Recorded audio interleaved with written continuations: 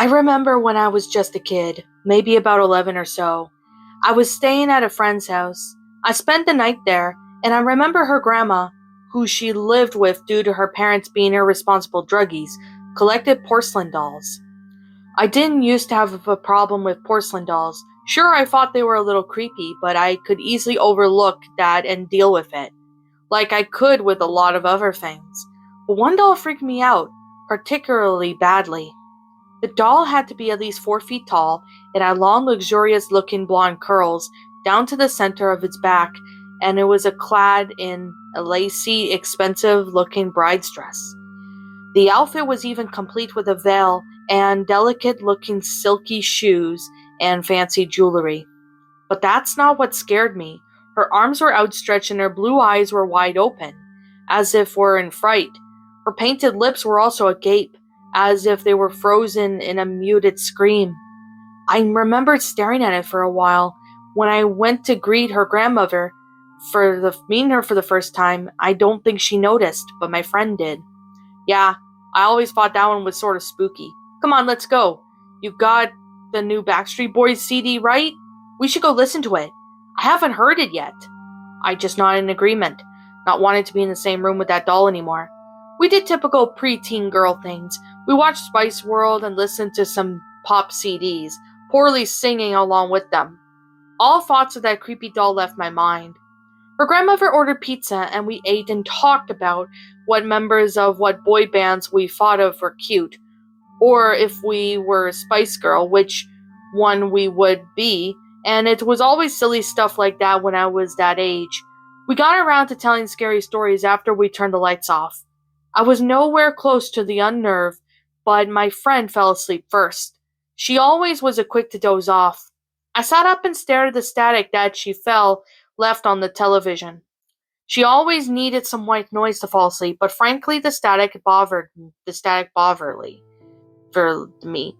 It always did. But I left the TV on as it was her house after all. I can't say I slept well. I wasn't disturbed by nightmares. I just couldn't sleep. I think a part of it was the occasional creaking of the floor. It was an old house though, so I just dismissed it as that. Then for the last damn time, I woke up. It was 3 in the morning and I had to go to the bathroom. It was kind of cold, so I tossed and turned and that kind of hoped I would just hold it, or at least stay warm for a little longer.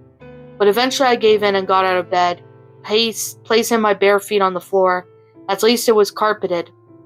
I quietly opened the door so I wouldn't wake my resting friend. Then I stepped out into the tile floor of the hallway.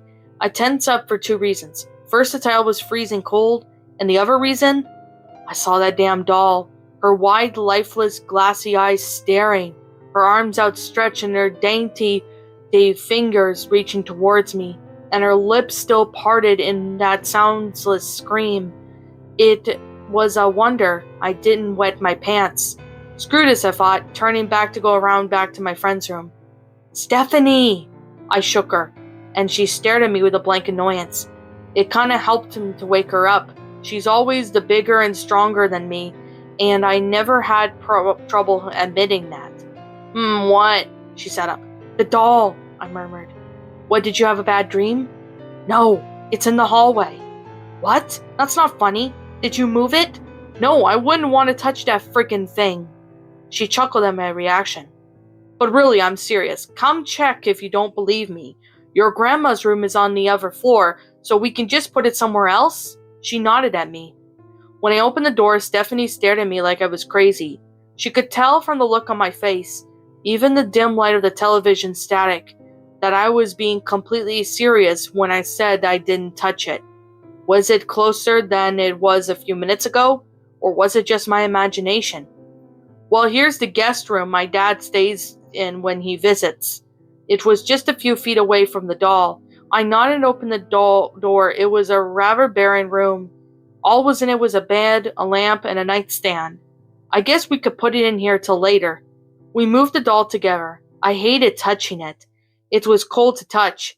How I imagined a dead body to feel. We were careful not to damage it, as it cost a ton of money, and I didn't want to be blamed for something so expensive breaking, especially since that would mean I'd never get to visit my friend again. We stared at the doll once we put it in the room. I'm pretty sure we both officially freaked out. We looked at each other for a moment and slammed the door and hurried back to her room. We didn't go back to sleep that night, and we stayed up flipping through channels on the TV. She had cable. I didn't when I was at that stage. When her grandma finally woke up, she came to Stephanie's room. Have you girls seen my doll? She looked really confused, meaning that she wasn't the one who moved it. Yes, ma'am, I said quietly. Try to be respectful whenever talking to adults. Where is it? We put it in the guest room, Stephanie answered. Why is it there? Then I responded, Well, it was in the hallway. Stephanie nodded in agreement. She stared at both of us like we were nuts. Okay, girls, whatever you say. She chuckled as if to say, Crazy kids and their stories. That morning we had breakfast and Stephanie's grandpa came down to carry the doll back upstairs. I'm hoping he's the one who moved it into the hallway in the first place, because if not, there's no way I can explain what happened. What's up, my pretties? It's the Lion Queen here. I want to appreciate you all for tuning into this video, and I do appreciate you guys supporting my video by giving this video likes and stuff. If you really enjoyed this video, be sure to leave a like, comment and subscribe if you're new, ring the bell for notifications to when I upload so that way you guys will get updated for whenever I upload. If you want to follow me on Twitter or DeviantArt, feel free to leave a follow on those if you are interested in following me on those socials. If you want to support my backup channel, known as Miss Dark Shigo, feel free to subscribe to it, as a link to that will also be in the About page section. And with that being said, and that being the case, thank you so much for watching, my pretties, and as always, please stay pretty.